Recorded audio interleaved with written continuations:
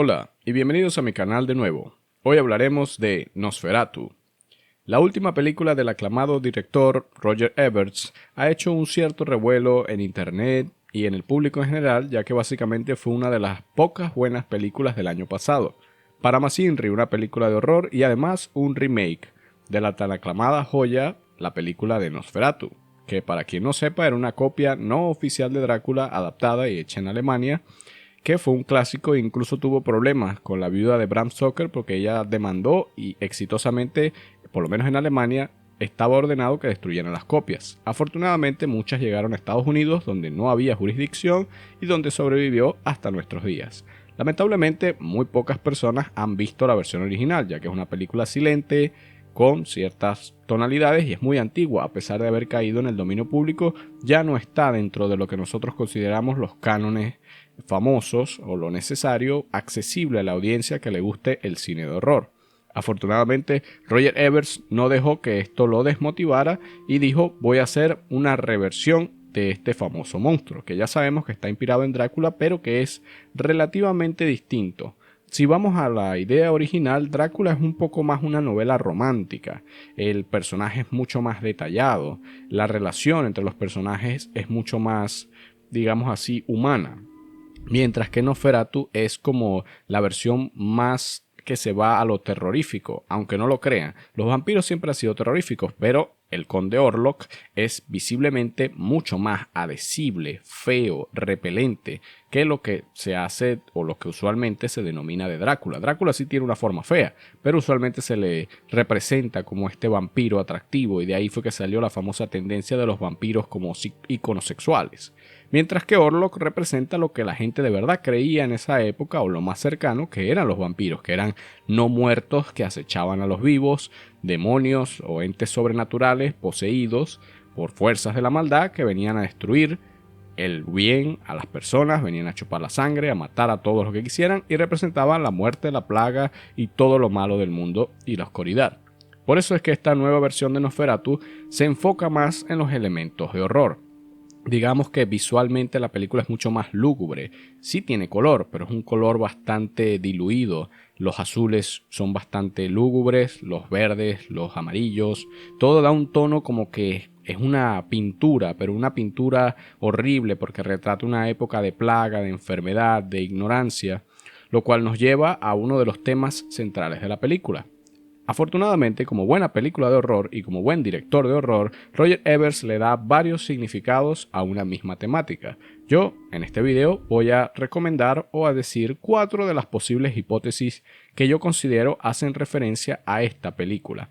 Que bueno, he de decir que tiene una excelente dirección, una excelente cinematografía. Cada cuadro básicamente le puedes tomar un screenshot y volverlo un fondo de pantalla. Está muy bien dirigida, la corrección de color, el maquillaje, las actuaciones, todo está muy bien logrado. Podría decirse que es uno de esos remakes que más o menos reemplaza al original o incluso la versión de 1976, que siempre tendrán su encanto por ser obras históricas, pero que no se disfrutarán tanto debido a que ya están desactualizadas para los cánones modernos.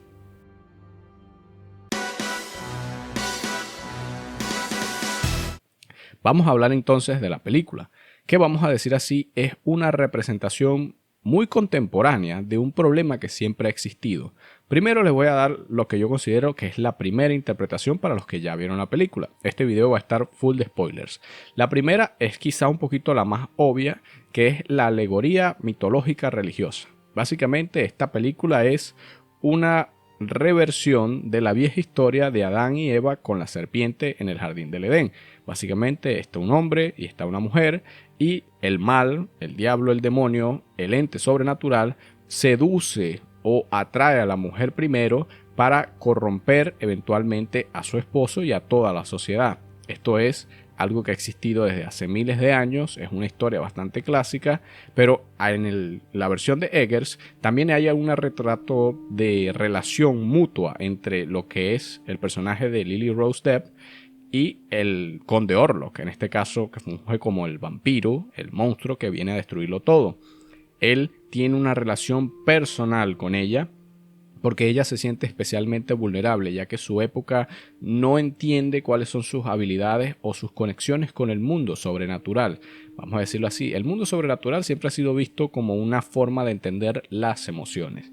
Y en ese sentido, por lo menos las mujeres siempre tienen mucha más capacidad emocional de percibir las cosas en su ambiente, mientras que los hombres no suelen tener este tipo de capacidades de intuición o de percepción.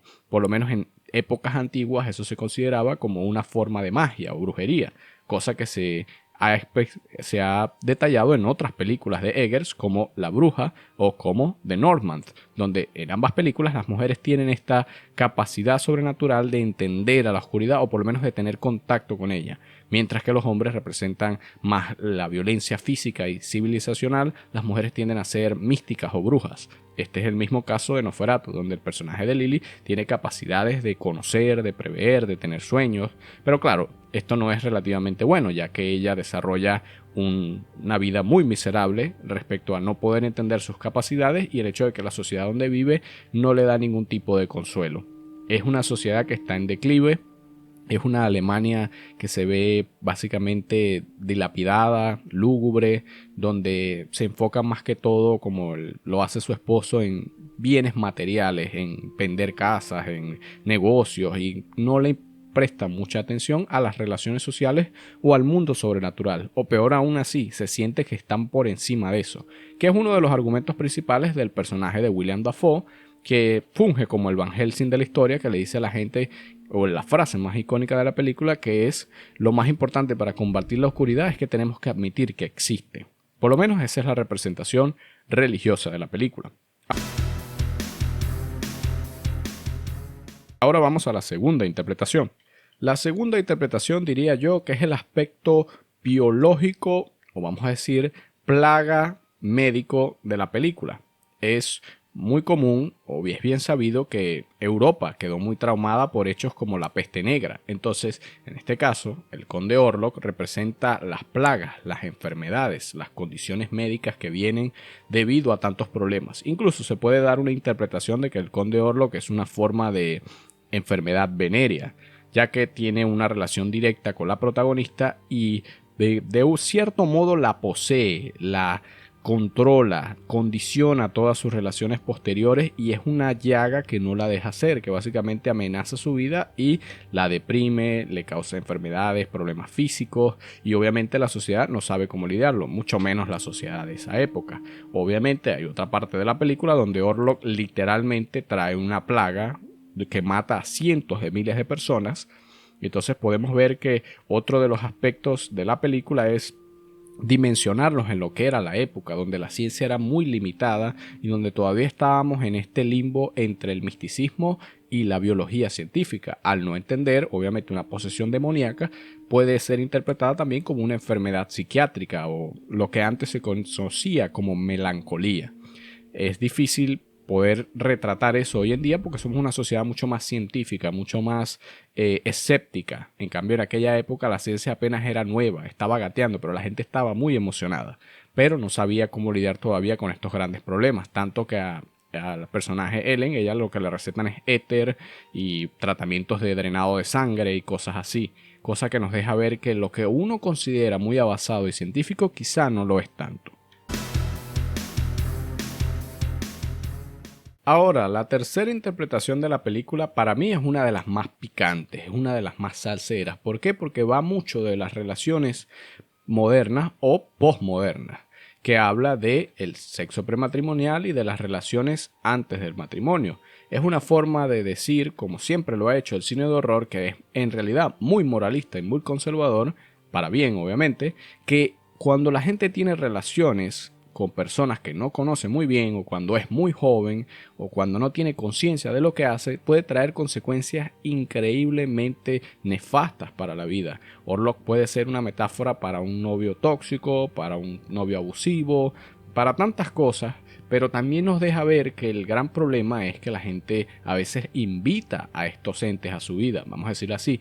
La misma protagonista es la que lo llama en medio de la noche. Obviamente ella no buscaba algo malo, pero todavía la película te deja ver que ella tiene alguna conexión o algún sentimiento recíproco que no la deja ser tranquila, no la deja tener una relación buena con su marido, no la deja vivir tranquila en sociedad, afecta a sus amistades, tanto que incluso llega a matarlas. Entonces es una forma sutil de decirle a la gente que los impulsos sexuales bajos pueden traerte grandes problemas, especialmente a las mujeres, hombres y cualquier persona que decida entrar en estas prácticas de relaciones, ya que podemos ver que no solo esto afecta psicológicamente al esposo, el cual no vive tranquilo y también sufre alguna forma de abuso por el mismo conde Orlok, si se puede ver en algunas escenas de la película, sino que la misma protagonista Lily termina falleciendo por este mismo deseo inusitado o estas ganas de tentar a la oscuridad que tuvo desde que era niña. Algunos lo metaforizan como que es una forma de entender lo peligrosa que puede llegar a ser la sexualidad cuando no es bien concentrada o cuando se aprovecha de elementos muy inocentes, donde la persona de verdad no es consciente de lo que está haciendo, especialmente durante la juventud o durante fases de la adolescencia, que es donde usualmente abrotan estos deseos repentinos y cómo pueden causar problemas más allá en la vida, psicológicamente incluso, pues dado que nunca se puede establecer una relación estable luego de haber tenido este tipo de experiencias.